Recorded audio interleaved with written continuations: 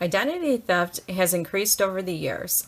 It typically happens when identity thieves access your personal information, such as your social security number, and they commit fraud and other crimes with that information. Common ways that identity thieves access your information include hacking your unsecured computer or your wireless networks. They could steal your wallet or your purse. They have your credit cards in there, or they can just simply search through your garbage and get any of your documents that way. Once they have access to your personal information, they can make purchases on your credit card, or they can open up new credit card accounts, and they can even go as far as file a fake tax return in your name. There's an article in the U.S. News that talks about ways of protecting yourself and your personal information from being compromised.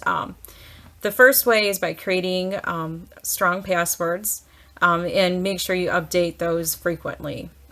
Don't use easy passwords that are going to be too easy for them to figure out, such as a pet's name, your birth date, or a mother's maiden name.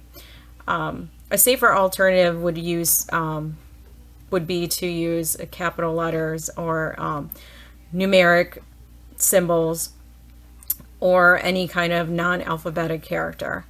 Number two is don't share or post personal information online, such as your address, phone number, social security number, date of birth, or your birthplace. Number three, if you store personal and financial information on your computer, it's important to protect your computer by installing a firewall. Use antivirus and anti-spyware software. Keep your browser updated. Secure your wireless network. If you're disposing of financial or tax documents at home, it's very important that you make sure you shred those first. And if you keep any hard copies in your house, make sure you store them in a safe location, and never carry around your social security card. People make a common mistake by keeping their social security card in their wallet. That's not a very good idea. Do that. Number four is check your credit report by taking advantage of the free credit reports that are out there. It's important to do that so you can catch any errors that are on your credit report.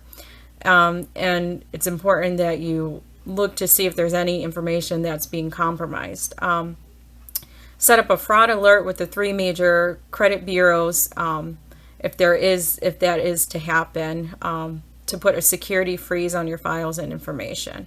I also had found on U.S. News that talks about if you believe that you're a victim of identity theft, it's important to put a hold on your bank and credit accounts.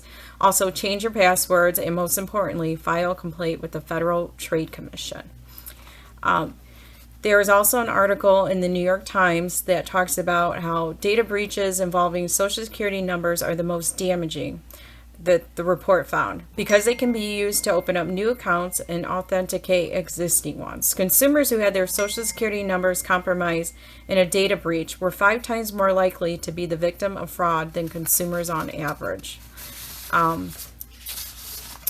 There's also a website on Columbia.edu that talks about the Social Security Administration.